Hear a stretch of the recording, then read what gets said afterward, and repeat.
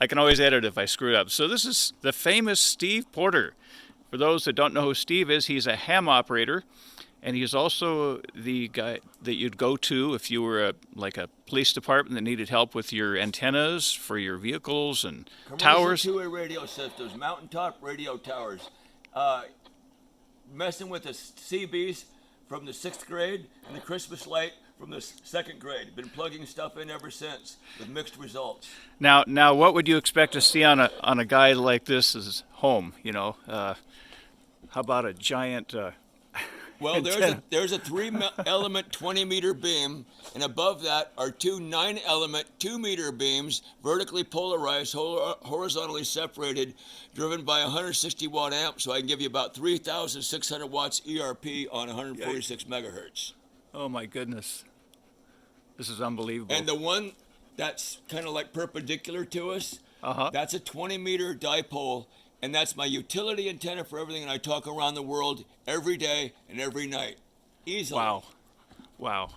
So I've been asked by a lot of people that are worried about the power failing one day and not being able to communicate with their neighbors and whatnot. Right. What sort of options do they have as far as let's say you've got a relative that lives in Florida, you want to keep in touch with them. Should you get to know local ham operators in your neighborhood? And I mean, what would you suggest? Well, let's go back a ways before the internet, when military amateur radio service was in place, as well as ham operators who would provide phone patch services from people overseas, soldiers overseas, their folks back home, because long-range radio waves, shortwave ham bands can still do that.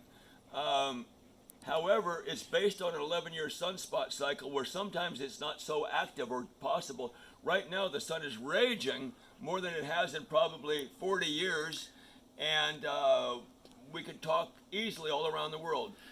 If you want to say keep contact, you could have a $200 used radio with a $50 worth of aluminum and antenna, put it on a pole that's nothing like that, and let the propagation, the reflection off the ionosphere, do all the work. Could you, let's say you had a relative that lived in Florida, could you say that tonight I'm going to be able to talk to my friend in Florida, no doubt about it, there's nothing to...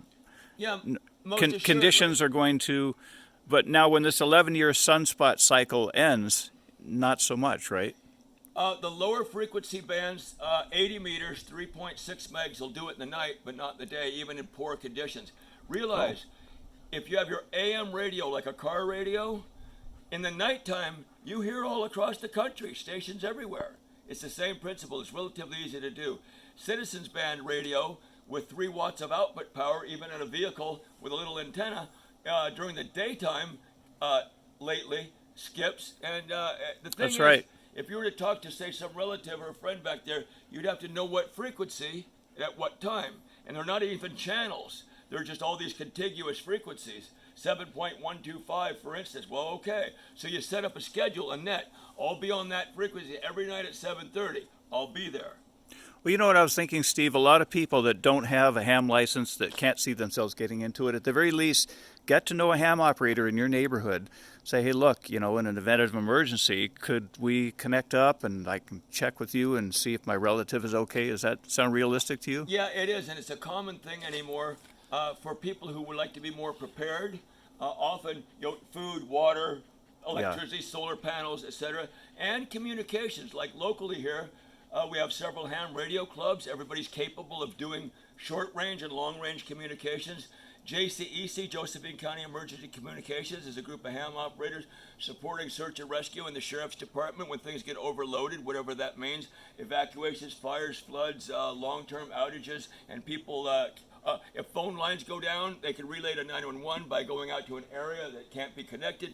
So there's all sorts of emergency communications still in place based on ham radio. Well, that's good to know. I was going to say, as far as talking skip, I've had an experience one time. I'm sure you can relate to this. I was on an ordinary CB. I wasn't pushing any illegal power, about 4 watts output, base load antenna. I was in LA. I was talking to a guy in Oregon. Yep. I didn't believe him at first, until I flipped through the channels and found out Oregon was coming in on skip. It was like he was right next door. That was the craziest thing. Yeah, ionosphere does all the heavy lifting, as we say. When Yeah. you have a line of sight path, no obstructions, radio waves can go significantly far. That's why you have direct TV and what's the other direct TV and dish. A dish, yeah. You know, with a small dish, and those satellites are about 250 miles up. I'm take that back. Those would be in geosynchronous orbit 22,500 miles above the equator. So that's why a dish in the north is pointed a little bit lower than, say, if you're in the south looking up at the equator. There's a whole ring of them, 22,500 miles away, and it comes right in. Nice.